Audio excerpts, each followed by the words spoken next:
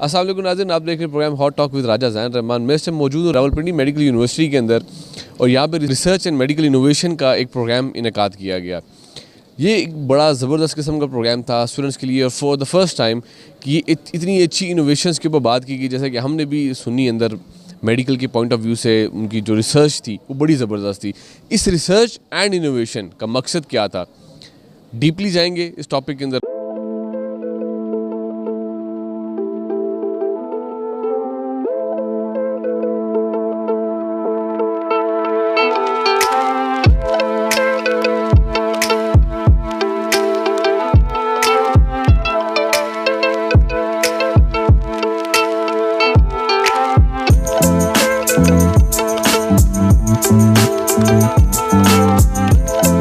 बिस्मिल्लाहिर्रहमानिर्रहीम। ये जो पूरा प्रोग्राम है जिसको ये रिसर्च कॉन 2022 कह रहे हैं, इसकी ट्रेडिशन रावलपिंडी मेडिकल यूनिवर्सिटी में पिछले तकरीबन 8 साल पहले शुरू हुई थी।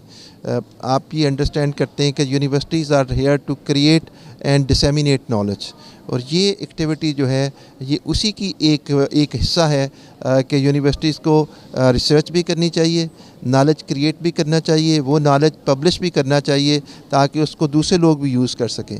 सो ये जो रिसर्च कॉन है, it is a huge mega event which is for 2 days, और इसमें 150 जो है पोस्टर प्रेजेंटेशन है। इसमें से जो 70 हैं वो इनोवेटिव प्रोजेक्ट्स हैं। ये इनोवेटिव प्रोजेक्ट से मुराद ये है कि इनके बाद में इनको थ्रेश आउट किया जाएगा कि इनमें से कौन से प्रोजेक्ट हैं जिन पर यूनिवर्सिटी काम करे और बाद में उसकी पेटेंसी लेके उनको यूज़ करे।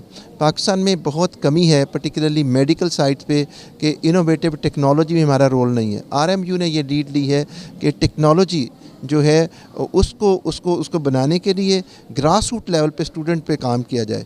और इस तरह आप देखिए कि जो सबसे बड़ा हम इसका एक लीप ले रहे हैं कि स्टूडेंट जो फर्स्ट ईयर से फाइनल ईयर का स्टूडेंट है उसमें ये कल्चर क्रिएट कर रहे हैं, culture of research and culture of innovation. अस्सलाम वालेकुम, मेरा नाम डॉक्टर उमाइमा आसिफ है और मैं हूँ assistant director department of medical education. आज का इनेकाद करवाने का मकसद ये था कि बच्चों में रिसर्च और इनोवेशन से रिलेटेड जो तख्लीकी उनकी सलाहियतें हैं उनको उभारना है। रिसर्च बहुत सारी पंजाब की मेडिकल यूनिवर्सिटीज़ में, बल्कि पाकिस्तान की तमाम यूनिवर्सिटीज़ में ऑलमोस्ट इस वक्त चल रही है और इस वक्त बहुत हॉट टॉपिक है कि ये जिस पे सारे लोग काम कर रहे होते हैं। लेकिन इनोवेशन इससे एक स्टेप हम फॉरवर्ड लेकर गए हैं और पंजाब के मेडिकल कॉलेजेस में ये पहली बार हो रहा है कि इनोवेशन की एक एक्सपो हमने करवाई है और इन दोनों को जम करके हमने इसको रिनोवा कॉन का नाम दिया है कि रिसर्च और इनोवेशन एक्सपो 2022। मकसद ये था कि रिसर्च के साथ साथ स्टूडेंट्स अपने तख्लीकी सलाहियतों को उभारें, आगे लेकर आएँ, और जो शोबा तिब में बहुत सारे ऐसे मसाइल मौजूद हैं जिनका हल शायद हम अगर बहुत पेपर वर्क के थ्रू जाएँ तो बहुत टाइम लग जाता है। इसीलिए उसकी इनोवेशन करके हम उसको एक शॉर्टेस्ट पॉसिबल वे में लाने की कोशिश कर रहे हैं ताकि कम से कम टाइम के अंदर हम ज़्यादा से ज़्यादा मालूमात इकट्ठी कर सकें। और रावलपिंडी मेडिकल यूनिवर्सिटी के ताउन से जो हमारी रिसर्च सोसाइटीज़ हैं, रावेलियन स्टूडेंट रिसर्च सोसाइटी और रावेलियन कम्युनिटी अवेयरनेस प्रोग्राम, दोनों ने शराकत दारी करके और ये वाला प्रोग्राम का इनेकाद किया। ये आगाज़ बहुत ज़बरदस्त है। देखिए जी, इसका जो फ़ायदा है ना, फ़ायदा तो पूरी कौम को है। यूनिवर्सिटीज़ की जो कोलैबोरेशन है ये बहुत ज़रूरी है। ख़ास तौर पे अब चूँकि मैं एक मेडिकल यूनिवर्सिटी के अंदर खड़ा हुआ हूँ तो मैं कहता हूँ कि जी मेडिकल का जो रिसर्च है हमारी, इसको अगर हम इंजीनियरिंग यूनिवर्सिटीज़ के साथ एक कोलैबोरेशन के अंदर लेके चलें जिसके अंदर बच्चे जो हैं वो मिलके काम कर सकें, तो मुझे लगता है कि उसमें एक फ्यूचर के अंदर अभी आसान नहीं होगा। ये सालों का सफ़र है, लेकिन आपने स्टार्ट कर लिया है तो मुझे लगता है कि it is definitely going to lead to something wonderful. Assalamu alaikum, I'm Mahi Nazir. I'm Director Innovation at Ravelian Community Awareness Program and Senior Vice President of Ravelian Student Research Society. It is my great honor to be one of the chief organizers for the RenovaCon 2022, which aims to promote research and innovation among healthcare students. Research and innovation जो है उसका बहुत ही important role है हमारी society में, especially जो fields of medicine है, fields of engineering है, फील्ड्स ऑफ फार्मास्यूटिकल साइंसेस हैं, क्योंकि यही वो स्टडीज़ हैं, यही वो रिज़ल्ट्स हैं जिसकी बेसिस पे हम सारी ट्रीटमेंट करते हैं, जिसकी बेसिस पे हम इन्वेस्टिगेशंस देखते हैं और अल्टीमेटली जिसकी बेसिस पे हम पेशेंट मॉर्बिडिटी और मॉर्टैलिटी को कम करते हैं।